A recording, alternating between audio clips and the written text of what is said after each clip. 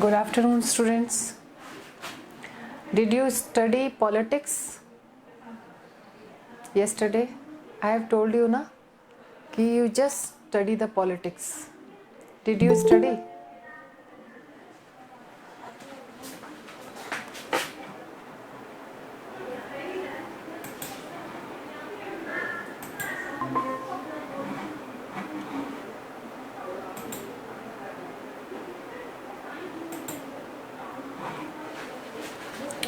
Politics पढ़ा था आपने घर पे जाके? घर पे जाके क्या, घर पे ही हो? स्क्रीन विजिबल है? Yes, ma'am. Okay. Today's topic is what do we study in political theory? ये है कि पॉलिटिकल थियोरी में हम क्या स्टडी करते हैं. बेसिकली हम क्या पढ़ते हैं पॉलिटिकल थ्योरी में? पॉलिटिक्स पढ़ लिया, पॉलिटिक्स क्या है, डिफरेंट ओपिनियंस देख लिए, डिफरेंट परसेप्शंस देख लिए पॉलिटिक्स को लेके. अब बेसिक क्वेश्चन ये आता है कि पॉलिटिकल थ्योरी में हम पढ़ते क्या हैं, क्या स्टडी करते हैं. इसी पे बेस्ड है ये. If we look around us what we see, अगर हम आसपास देखें तो हम क्या देखते हैं? अगर हम आसपास चीज़ें देखें तो क्या दिखेगा हमें? मूवमेंट दिखेगा, डेवलपमेंट दिखेगा, चेंज दिखेगा. But if we look deeper we would also see certain values and principles that have inspired people and guided policies.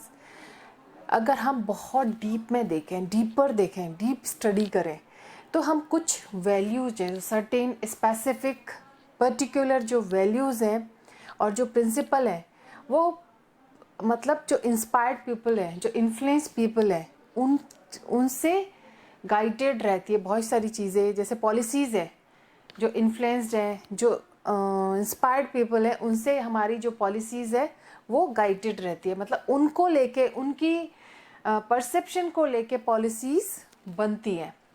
जैसे सर्टेन वैल्यूज़ हो गए. कौन कौन से वैल्यूज़ हैं जो स्पेसिफिकली पॉलिटिकल थ्योरी में मेंशन किए हुए हैं? क्या बता सकते हैं कौन कौन सी वैल्यूज़ थे, certain values?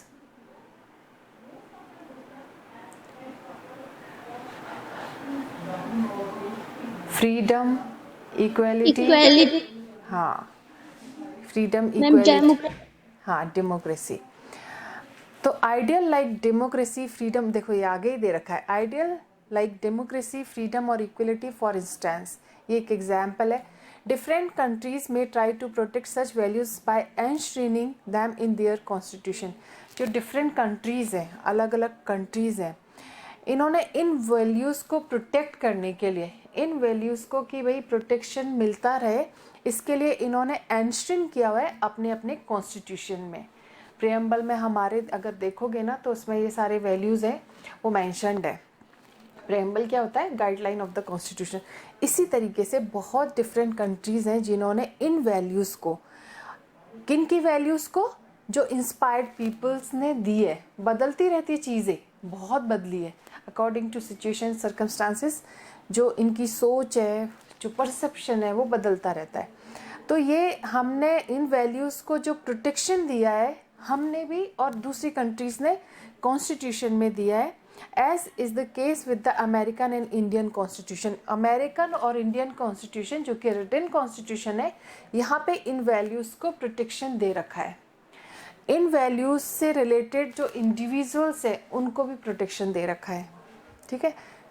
That these documents did not just immerse overnight. तो ये जो अपन ने, ये जो वैल्यूज़ है, ये जो डॉक्यूमेंट्स है, वो ओवरनाइट इमर्स नहीं हुए कि एक रात में बना दिया और बस रख दिया. ओवरनाइट इमरजेंस नहीं है इनका. They are built upon the ideas and principles debated almost since the time of Kautilya. जो इन वैल्यूज़ के हैं, जो ये कॉन्सेप्ट्स हैं, ये जो आइडियाज़ हैं, है ना, और ये जो प्रिंसिपल्स हैं, ये पुराने टाइम से ही इन पे बहुत डिस्कशन और डिबेट होता रहा है ना. सब जो बड़े बड़े थिंकर्स हैं वो अपनी अपनी ओपिनियन, अपने अपने व्यूज़ रखते रहते हैं. ठीक है. तो ये ऐसा नहीं है कि ओवरनाइट इमर्ज हो गया, आज सोचा और कल हो गया. ये तो बहुत एंशियंट टाइम से ही चल रहा है, जिसमें हम देख सकते हैं जैसे कौटिल्य हो गए, Aristotle to Jean Jacob Rousseau हो गए. ये पॉलिटिकल थिंकर्स हैं, हमारे पॉलिटिकल साइंस में बड़े बड़े थिंकर्स हैं. Karl Marx, Mahatma Gandhi, B.R. Ambedkar, है ना।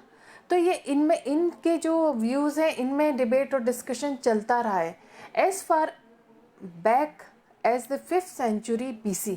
अगर हम 5th सेंचुरी BC में पलट के देखते हैं या जाते हैं तो Plato and Aristotle discussed with their student whether monarchy और डेमोक्रेसी वाज बेटर। जो डेमोक्रेसी थी वो कब आई थी, बहुत 17th सेंचुरी में आई थी, लेकिन ये डिबेट और डिस्कशन कब से चल रहा था, 5th सेंचुरी से। डेमोक्रेसी जो एस्टेब्लिश हुई वो बाद में हुई। ये जो इतने बड़े बड़े स्कॉलर्स थे, थिंकर्स थे, ये अपने स्टूडेंट्स के साथ डिस्कस किया करते थे कि भाई कौन सी बेस्ट फॉर्म ऑफ गवर्नमेंट है, मोनार्ची है या डेमोक्रेसी। तो ये चलता रहता था। इन मॉडर्न टाइम्स, अगर मॉडर्न टाइम में देखें तो Rousseau first argued for freedom as a fundamental right of humankind.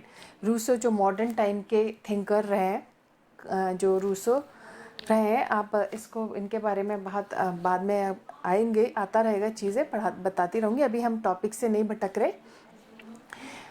Rousseau ने आर्ग्यू किया है फ्रीडम के लिए कि ये ह्यूमन काइंड का एक फंडामेंटल राइट है, मतलब हर इंडिविजुअल को फ्रीडम मिलनी चाहिए। ये सबसे पहले जो ये स्टेटमेंट, ये कॉन्सेप्ट जो डेवलप किया था वो रूसो ने किया था, ठीक है। हम जो भी चीज़ें, वैल्यूज़ हैं, ये रूल्स एंड रेगुलेशन से किससे इंस्पायर्ड रहते हैं, इन थिंकर्स से। भले ही ये पॉलिटिक्स से एसोसिएटेड नहीं है, लेकिन इन कॉन्सेप्ट्स को, इन वैल्यूज़ को इन्होंने अपने अपने जो लिटरेरी सोर्सेज हैं ये उसमें जगह बहुत दी है। तो इन्होंने कहा था कि ह्यूमन काइंड के लिए फंडामेंटल राइट्स बहुत ज़रूरी है। Karl Marx argued that equality was as crucial as freedom. Karl Marx ने कहा था, ये तो रूसो ने कहा था कि मतलब ह्यूमन काइंड के लिए फंडामेंटल राइट्स ज़रूरी है। उसी तरह कार्ल मार्क्स ने आर्ग्यू किया था कि इक्वलिटी उतनी ही क्रूशियल है जितनी कि freedom. Closer home, Mahatma Gandhi discuss the meaning of genuine freedom और swaraj in his book Hind Swaraj. जो क्लोजर होम है, महात्मा गांधी है, इन्होंने भी इस मीनिंग को डिस्कस किया हुआ है अपने अपने अकाउंट्स में, है ना। महात्मा गांधी की जो बुक थी वो हिंद स्वराज, अगर कभी पढ़ने को मिले तो पढ़ना, बहुत अच्छी बुक है। जो जेन्युइन फ्रीडम और स्वराज है, इन्होंने इस बुक में मेंशन किया हुआ है। Doctor Ambedkar vigorously argued that the schedule caste must be considered a minority.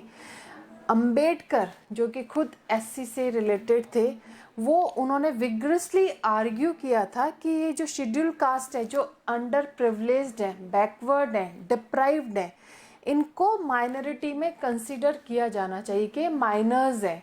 और जब माइनर्स होते हैं तो क्या करते हैं, मेजोरिटी उन पे डोमिनेंस एस्टेब्लिश करने की कोशिश करते हैं। तो अंबेडकर ने इनके लिए एक प्लेटफॉर्म तैयार किया था, इनके लिए एक कहते हैं ना कि एक स्टेप लिया था। इनको कहा था कि इनको माइनॉरिटी कंसीडर करना चाहिए and as such must receive special, क्योंकि ये माइनॉरिटी है और इन पे मेजॉरिटी अपना डोमिनेंस एस्टेब्लिश कर सकती हैं, तो इनको स्पेशल प्रोटेक्शन मिलना चाहिए। ये B.R. अम्बेडकर की सोच थी। These idea find their place in the Indian constitution. इसी आइडियाज़ को जो डॉक्टर अम्बेडकर का था, इंडियन कॉन्स्टिट्यूशन ने जगह दी। A preamble ensuring freedom and equality, the chapter on rights in the Indian Constitution abolishes untouchability in any form. अब इन्हीं ideas को, इन्हीं कॉन्सेप्ट को इंडियन कॉन्स्टिट्यूशन ने जगह दी। इन माइनॉरिटीज़ के लिए स्पेशल प्रोटेक्शन दिया गया। स्पेशल प्रोटेक्शन इनके अपलिफ्टमेंट के लिए, इनके डेवलपमेंट के लिए क्या किया, रिजर्वेशन जो दिया गया था वो 10 ईयर्स के लिए था, वो बढ़ता गया, वो अलग चीज़ है। तो वो था वो इंडियन कॉन्स्टिट्यूशन में। और दूसरा, हमारे प्रेम्बल, कॉन्स्टिट्यूशन के प्रेम्बल में इंक्लूडेड है फ्रीडम और equality. The chapter on right in the Indian constitution abolishes. जो राइट्स के अगर चैप्टर में पढ़ेंगे तो हम अनटचेबिलिटी बिल्कुल ही प्रोहिबिटेड है हमारे इंडियन कॉन्स्टिट्यूशन में, बिल्कुल भी अलाउड नहीं है, परमिटेड नहीं है। Gandhian principle find a place in directive principle. जो गांधी जी के प्रिंसिपल्स थे, जो गांधी जी के सिद्धांत थे, उनको प्लेस किया गया डायरेक्टिव प्रिंसिपल्स में। तो political theory deals with the ideas and principal that shape constitution. जो पॉलिटिकल थ्योरी है वो डील करती है उन आइडियाज को, उन कॉन्सेप्ट्स को, उन प्रिंसिपल को जिससे कि कॉन्स्टिट्यूशन को शेप मिलता है, गवर्नमेंट को and social life in A systematic manner. जो सोशल लाइफ है वो भी सिस्टमैटिक मैनर में स्मूथ फंक्शनिंग चल सकता है, स्मूथ फंक्शनिंग कर सकते हैं गवर्नमेंट भी, किन इन्हीं आइडियाज से, इन्हीं कॉन्सेप्ट से, इन्हीं प्रिंसिपल से गवर्नमेंट स्मूथ फंक्शनिंग कर सकती है और सोशल लाइफ भी सिस्टमैटिक मैनर में चल सकती है। किसकी वजह से? पॉलिटिकल थ्योरी की वजह से। पॉलिटिकल थ्योरी क्या है? Concept, perception, vision, expression of political thinkers. It clarify the meaning of concept such as freedom. ये पॉलिटिकल थ्योरी क्लैरिफाई करती है जो कॉन्सेप्ट्स हैं, फ्रीडम से रिलेटेड है, इक्वालिटी से रिलेटेड है, जस्टिस से रिलेटेड है, डेमोक्रेसी से रिलेटेड है, सेक्युलरिज्म से रिलेटेड है और सो ऑन। बहुत सारी चीज़ें हैं जो नहीं है अभी बताई हुई है। It proves the significance of the principle such as rule of law. ये प्रूव करते हैं इन प्रिंसिपल्स के सिग्निफिकेंस को, जैसे rule of law. Rule of law क्या होता है? रूल ऑफ लॉ मतलब होता है in the eye of law all the people, all the individual are considered equal. मतलब कानून की नज़र में सब समान है, कोई ऊपर नहीं, कोई बड़ा नहीं, कोई छोटा नहीं, कोई मोटा नहीं, सब बराबर है। ठीक है। Separation of powers. Separation of power, जो पावर डिवाइड हुई है, जो 3 सब्जेक्ट्स बने, यूनियन, स्टेट और कॉन्करेंट लिस्ट में, ये अपन आगे आके बहुत सारा डिटेल में दे रखा है, ये वो पढ़ेंगे। जुडिशियल रिव्यू, ये कि जैसे अगर मान लीजिए जुडिशियल कोई भी केस को है, जुडिशियल रिव्यू कर सकता है। जैसे सबऑर्डिनेट जो कोर्ट है, अगर केस को उन्होंने ऐसा किया है या कहीं कुछ गड़बड़ी की है तो जुडिशियल उसको रिव्यू कर सकता है ऐसे केसेस को।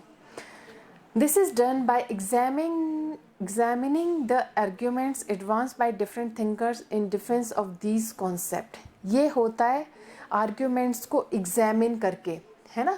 जो डिफरेंट थिंकर्स इनको आर्ग्यूमेंट कर देते हैं इन टॉपिक्स पे, इन बेसिक कॉन्सेप्ट्स पे, इन कॉन्सेप्ट को डिफेंड करते हैं, जो भी आर्ग्यूमेंट देते हैं उनको एग्जामिन किया जाता है। ठीक है, बहुत अच्छे से देखा जाता है। दो रूसो और मार्क्स और Gandhi did not become politician. कभी भी जो रूसो देख लो, मार्क्स देख लो, कार्ल मार्क्स हो गए, गांधी जी हो गए, ये कभी भी पॉलिटिशियन नहीं रहे। ठीक है, पॉलिटिक्स से मतलब पॉलिटिक्स में आए नहीं एज रिप्रेजेंटेटिव। एसोसिएशंस तो इनका रहा, इनके कॉन्सेप्ट चलते रहे, इनके डिसीजंस चलते रहे, लेकिन अगर देखा जाए तो बिल्कुल भी पॉलिटिशियन नहीं रहे। Their idea influence generation of politicians everywhere. लेकिन जो इनके आइडियाज़ थे, जो इनके प्रिंसिपल्स थे, जो इनके कॉन्सेप्ट्स थे, वो जनरेशन, जो पॉलिटिकल जो जनरेशन है, पॉलिटिशियंस की जो जनरेशन है, हर जगह इनसे इन्फ्लुएंस रही, इनसे इम्प्रेस्ड रही। There are also contemporary thinkers who draw upon them to defend freedom और democracy in our own time. बहुत सारे ऐसे कंटेम्प्रेरी थिंकर्स भी रहे हैं जिन्होंने फ्रीडम और डेमोक्रेसी को डिफेंड किया है अपने टाइम में, मतलब अपने कॉन्सेप्ट से प्रूव किया है, अकाउंट्स लिखे हैं। Besides examining arguments, political theorists also reflect upon our current political experience and point out trends and possibilities for the future। Arguments को एग्जामिन कराने के अलावा भी जो पॉलिटिकल थियोरिस्ट है वो रिफ्लेक्ट करते हैं हमारे करंट पॉलिटिकल एक्सपीरियंसेस को, उनके उसमें रिफ्लेक्ट होता है, एंड हमारे ट्रेंड्स को और फ्यूचर में पॉसिबिलिटीज़ को भी ये पॉइंट आउट करते हैं। इसके अलावा कि भाई आर्ग्यूमेंट ही नहीं करते, सिर्फ आर्ग्यूमेंट ही इनका काम नहीं है। जो पॉलिटिकल थियोरिस्ट है वो हमारे करंट पॉलिटिकल एक्सपीरियंस को भी रिफ्लेक्ट करते हैं, उनके कॉन्सेप्ट में रिफ्लेक्ट होते हैं, और जो फ्यूचर के लिए जो पॉसिबिलिटीज़ हैं, जो ट्रेंड्स हैं, वो भी रिफ्लेक्ट होती है। अब आपको ये आइडेंटिफाई करना है कि value which is in application in each of the following statement और सिचुएशन, भाई सही है या गलत। आप बोलेंगे I should be able to decide which subject I want to study in school, ये करेक्ट है या नहीं, ये मिलनी चाहिए फ्रीडम या नहीं, कि भाई मैं डिसाइड करूँगा कि मुझे स्कूल में क्या पढ़ना चाहिए, ये सही है या नहीं? Yes ma'am. है ना? सेकेंड है the practice of untouchability has been abolished. जो प्रैक्टिस है अनटचेबिलिटी की वो एबोलिश होनी चाहिए, होनी चाहिए, रिमूव, अनटचेबिलिटी को हटाना चाहिए। बताइए हाँ या ना में तो जवाब दीजिए। अनटचेबिलिटी सही है क्या? No. All Indians are equal before law सही है? सबको इक्वल नहीं कंसीडर किया जाना चाहिए? कंसीडर किया जाना चाहिए या नहीं? Yes ma'am. बोला करिए बेटा, गलत बोलिए सही बोलिए लेकिन बोलिए, है ना? फिर मुझे भी थोड़ा मतलब बहुत ऐसे पैसिव से मत रहा करिए, एक्टिव रहिए, एक्टिव पार्टिसिपेशन। गलत बोल रहे हो मुझे वो बात ज़्यादा एक्सेप्टेंस वो है, बट नहीं बोल रहे हो वो थोड़ा सा कहीं लग जाता है। बिल्कुल क्लासरूम जैसा फील करिए, कोई नहीं सुन रहा आपको, कोई नहीं देख रहा, आप जो भी आपके मन में है बोलिए, है ना? पर जवाब आना चाहिए। अच्छा, minorities can have their own school and colleges. क्या ऐसी माइनॉरिटीज़ जो संख्या में कम है उनके खुद के स्कूल और कॉलेज होने चाहिए? नो। नो ना, नहीं, नहीं होने चाहिए वो। भाई ऐसे क्यों होने चाहिए अलग? वो भी तो आम नागरिकों की तरह ही है। संख्या में कम है तो क्या हुआ? Foreigners who are visiting India can not vote in Indian election. Foreigners जो इंडिया विजिट करते हैं वो इंडियन इलेक्शन में वोट नहीं कर सकते, सही है ना? कर सकते हैं फॉरेनर्स? नो। नहीं, नहीं, नहीं कर सकते, करना भी नहीं चाहिए। There should be no censorship of media और फिल्म। फिल्म और मीडिया पे कोई भी सेंसरशिप नहीं होनी चाहिए। होनी चाहिए या नहीं होनी चाहिए? मीडिया पे नहीं होनी चाहिए एक लिमिट तक। फिल्म में जहाँ पे ज़रूरी है, मीडिया पे भी जहाँ पे ज़रूरी है वहाँ पे होनी चाहिए। अदरवाइज़ तो मीडिया पे सेंसरशिप नहीं होनी चाहिए, फिल्म में भी सेंसरशिप नहीं होनी चाहिए। अगर एक लिमिट तक, अगर फिल्मों के जरिए अगर हम किसी को गुमराह कर रहे हैं, जैसे अभी आजकल जो केस चल रहा है राज कुंद्रा का, तो वहाँ पे तो इम्पोजिशंस सेंसरशिप होनी ही चाहिए। Student should be consulted while planning the annual day function. जब एनुअल डे फंक्शन हो तो स्टूडेंट से कंसल्ट करना चाहिए। सोच के बताइएगा। हाँ, everyone must join the Republic day celebration. सबको रिपब्लिक डे सेलिब्रेशन को ज्वाइन करना चाहिए, यस मैम। है ना? वैल्यूज़ का पता लगेगा, इम्पोर्टेंस पता लगेगी। तो ये क्वेश्चन है, but is all this relevant for us now? ये सारी चीज़ें हमारे लिए आज रेलिवेंट है। Have we not already achieve freedom and democracy? क्या हम पहले से ही डेमोक्रेसी एंड फ्रीडम अचीव नहीं कर चुके थे? कर चुके। While India is free and independent, questions regarding freedom and equality have not cease to crop up. जब इंडिया फ्री और इंडिपेंडेंट थी तो ये क्वेश्चन जो फ्रीडम और इक्वलिटी है वो एंड नहीं हुआ था। ये मतलब ये ख़त्म नहीं हो गया था। भाई हम इंडिपेंडेंट हो गए और फ्रीडम मिल गई, इक्वलिटी हो गई, क्वेश्चन ख़त्म। क्या अब ज़रूरत, उसके बाद ज़रूरत नहीं थी 1947 के बाद कि सही प्रैक्टिकली ये इम्प्लीमेंट हो रहा है नहीं हो रहा है ये देखने की, प्रैक्टिकली ये चीज़ें हो रही है नहीं ये देखने की ज़रूरत नहीं थी। भाई इंडिपेंडेंट हो गए, डिक्लेयर हो गए, हमारा नेशनल जो फ्लैग है वो होस्ट हो गया, वो अनफर्ल्ड हो गया, बस हो गया हमारा। क्या ये इन वैल्यूज़ को आगे कंटिन्यू करने की ज़रूरत नहीं थी? This is because issue concerning freedom, equality, democracy arise in many areas of social life and they are being implemented in different sectors at different paces. In issues को जो कि फ्रीडम से कंसर्न रखते हैं, इक्वलिटी से concern रखते हैं, democracy से कंसर्न रखते हैं, ये सोशल लाइफ में बहुत जगह, बहुत एरिया है जहाँ पे अराइज होते हैं। ये बहुत डिफरेंट सेक्टर्स में ये इम्प्लीमेंट किए जा रहे हैं, डिफरेंट पेसेस में, स्पीड में, मतलब करे जा रहे हैं, हर जगह हो रहा है।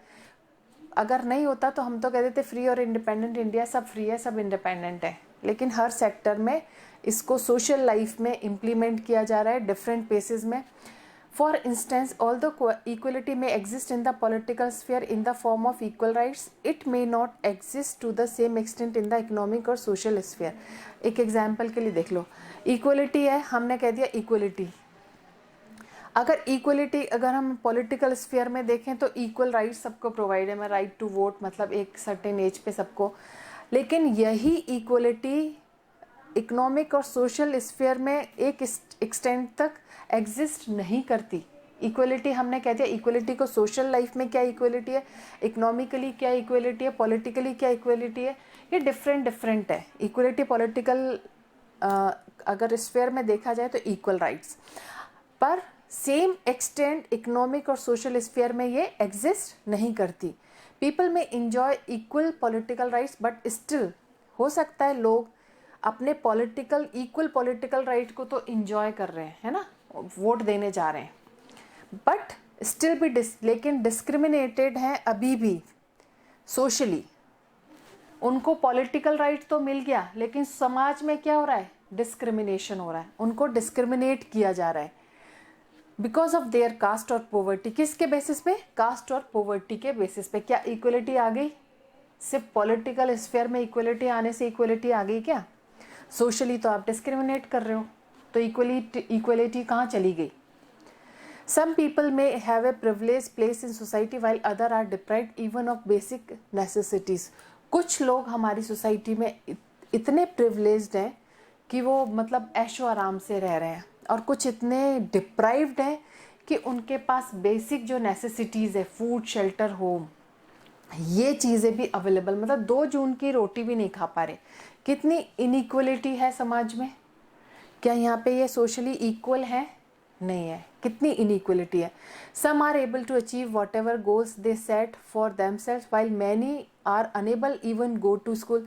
कुछ ऐसे बच्चे भी हैं जो कि अपने गोल्स को अचीव करने के लिए स्कूल जा रहे हैं. कुछ बच्चे ऐसे हैं कि वो स्कूल भी नहीं जा पा रहे, so that they can have decent job in the future. जो स्कूल जा रहे हैं उनको क्या मिलेगा, डिसेंट जॉब फ्यूचर में. For them freedom is still distant dream. और जो बच्चे स्कूल भी नहीं जा रहे उनके लिए फ्रीडम क्या है, एक दूर का सपना. ठीक है, तो ये इनइक्वलिटी तो है ही ना. तो अलग अलग स्फीयर में इक्वलिटी के अलग अलग मतलब हैं. Secondly, though freedom is guaranteed in our constitution. Freedom हमारे कॉन्स्टिट्यूशन में पूरी गारंटीड है. We encounter new interpretation of all the time. हम रोज न्यू इंटरप्रिटेशन एनकाउंटर करते हैं, फेस करते हैं जो हमारी फ्रीडम है इसका. This is a bit like playing a game. ये उसकी तरह जैसे एक गेम खेलने की तरह. एज वी प्ले चेस और क्रिकेट, जब हम चेस और क्रिकेट खेलते हैं, we learn how to interpret the rule. हमें पता होता है कि हम रूल्स को कैसे इंटरप्रेट करें, कैसे डिस्क्राइब करें. इन द प्रोसेस, इसी प्रोसेस में we discover new and broader meaning of the game itself. अब धीरे धीरे हम क्या करते हैं, गेम में चीज़ें चेंजेस आती रहती हैं और ये न्यू डिस्कवरीज होती हैं, उसका ब्रॉडर मीनिंग जनरेट होता है. इसी तरीके से similarly the fundamental right guaranteed by our, जो फंडामेंटल राइट्स हमें कॉन्स्टिट्यूशन से गारंटीड है, वो लगातार री इंटरप्रेट होते रहते हैं, मतलब दोबारा से इंटरप्रेट होते रहते हैं न्यू सर्कमस्टांसेस में. ठीक है, मतलब एक बार जो उस वक्त की सर्कमस्टांसेस फंडामेंटल राइट्स जब हमें प्रोवाइड किए थे, तब उस तक वक्त की जो सिचुएशंस थी, सर्कमस्टांसेस थी, वो डिफरेंट थी. अब इसको टाइम टू टाइम क्या नई चीज़ें डिस्कवर होती हैं, नई चीज़ें आती हैं, तो ये री इंटरप्रेट होता है न्यू सर्कमस्टांसेस में. For instance, the right to life has been interpreted. जैसे राइट टू लाइफ था, मेंशन था, कोर्ट ने इसको राइट टू लाइवलीहुड कर दिया. राइट टू लाइफ का मतलब है राइट टू लाइवलीहुड. सबको कम से कम अर्निंग का अधिकार तो मिले. राइट टू लाइफ में तो बिल्कुल ऐसा है कि अच्छा जीवन जियो. इसको इंटरप्रेट करके कि राइट टू लाइफ तब आएगा, पहले तो राइट टू लाइवलीहुड हो. अर्न करेंगे तब तो बहुत अच्छे से अपना जीवन डिग्निफाइड लाइफ लीड कर सकेंगे. तो कोर्ट ने इसको री इंटरप्रेट किया था, है ना. The right to information has been granted through a new law. Right to information अभी न्यू लॉ, आपको पता है क्या आरटीआई के बारे में? देखो, आरटीआई में ये होता है कि राइट टू इन्फॉर्मेशन, पहले क्या होता था कि जैसे एक एप्लीकेशन लगती थी, है ना, ऑफिसेज में अलग अलग डिपार्टमेंट्स में आप जाओ तो जवाब ही नहीं मिलता था, लोग चक्कर काट रहे हैं, मतलब महीनों सालों चक्कर काट रहे हैं, कोई जवाब नहीं, वो बस फाइल जिसने पैसा रख दिया उसका हो गया। अब राइट टू इन्फॉर्मेशन में कि अगर किसी भी व्यक्ति ने अगर कहीं से कुछ इन्फॉर्मेशन मांगी है तो विद इन 14 डेज उस डिपार्टमेंट की ड्यूटी बनती है कि वो उसको इन्फॉर्मेशन प्रोवाइड की जाए। ये नया ही लॉन्च हुआ है 2002 या 2005 में। तो ये सोचो, राइट टू इन्फॉर्मेशन उस वक्त नहीं थी नीड, उस वक्त नहीं पता था। जब धीरे धीरे चीज़ें आती हैं, एग्जामिन होती हैं, तो नई नई चीज़ें डिस्कवर होती हैं। ये पॉलिटिकल थ्योरी ही है, ये नई चीज़ें डिस्कवर होती है ना, according to situation, according to circumstances. जैसे राइट टू इन्फॉर्मेशन ग्रांट हुई थी एक न्यू लॉ के रूप में। Society frequently encounter new challenges. अब सोसाइटी में क्या है, नए चैलेंजेस आते रहते हैं, नए चैलेंजेस वो फेस करते रहते हैं, विच जनरेट न्यू इंटरप्रिटेशन, जिसमें से न्यू इंटरप्रिटेशन जनरेट होती है ना, नए नए आइडियाज़, नए नए डिस्क्रिप्शंस आते हैं। The fundamental right guaranteed by our constitution have been amended. जो फंडामेंटल राइट्स जो हमें कॉन्स्टिट्यूशन से गारंटीड है, जो कॉन्स्टिट्यूशन से ग्रांट किए हुए हैं, जो कॉन्स्टिट्यूशन से प्रोवाइड किए हुए हैं, वो भी अमेंड होते हैं, मतलब वो भी संशोधन होते हैं, उसमें भी ट्रांसफॉर्म होता है, उसमें भी चेंज होता है। And expanded over time through judicial और कई बार एक्सपेंड भी हो जाते हैं through judicial interpretation and government policy और जुडिशियल इंटरप्रिटेशन से वो एक्सपेंड भी हो जाता है। विच आर डिज़ाइन टू, जिसमें न्यू प्रॉब्लम जैसे डिज़ाइन होती है उसको रिजॉल्व करने के लिए अमेंडमेंट भी होते हैं और गवर्नमेंट पॉलिसीज उसके अकॉर्डिंग चेंज भी होती है। टाइम हो गया, टाइम इज ओवर नाउ। कोई क्वेश्चन तो नहीं है? आ गया समझ में सबको? तो इसमें यह था कि पॉलिटिकल थ्योरी में हम लोग पढ़ते क्या है,